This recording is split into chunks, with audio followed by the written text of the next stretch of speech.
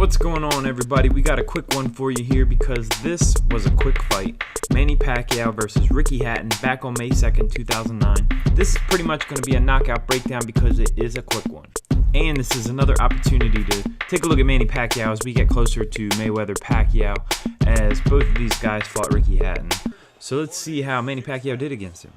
And make sure you hit that subscribe button so that you can catch all the videos that are on their way. As I mentioned in my last video, Ricky Hatton had a great record, as you can see there. He had some notable wins. He was undefeated until he crossed paths with Mayweather. He bounced back from that loss with a couple wins, one of which was against Paulie Malignaggi, and now he had a shot at Pacquiao. And Floyd's father trained Hatton for this particular fight.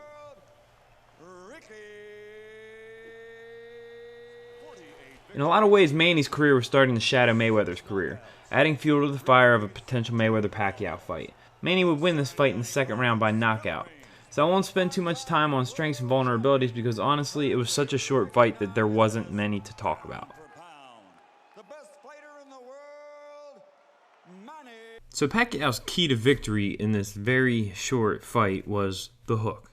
He used it pretty effectively throughout the entire 2 rounds of the fight, and here are a few clips of him doing that. You can see there he threw when Hatton lands. Something about Pacquiao, he's ignited by his opponent. When his opponent starts to attack, he loves to counter, he loves to fight back, and it really gets him going. You can see here, there's another one. That's one that put Hatton down in the first round. He's able to recover from it. Here it is again. Look at how he rotates his hip. See how he twists that front leg, rotates the hip, and you're able to leverage a lot of power into that hook. There's another one. And then now here's the knockout. Now the knockout was another hook. This time he switched his hands though. He actually went to his rear hand, so his left hand, and was able to throw a devastating hook. I mean, monstrous.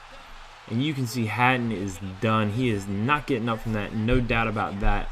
As a matter of fact, it was kind of alarming to see how out of it he was for quite a period of time after the crowd joined Pacquiao in the ring here. So again, let's take a look at this knockout in slow motion.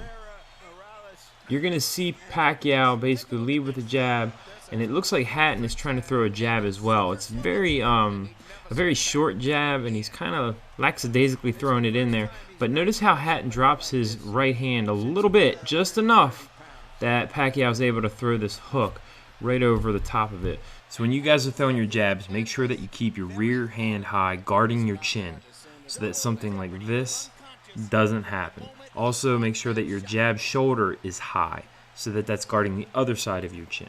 Both sides of your chin should be protected.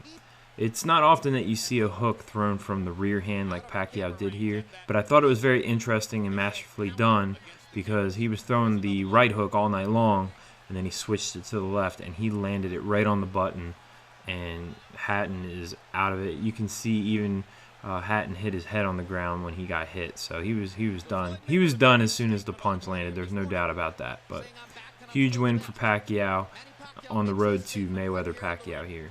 So anyway, guys, I hope you enjoyed it. I hope you learned something. Until next time, see ya.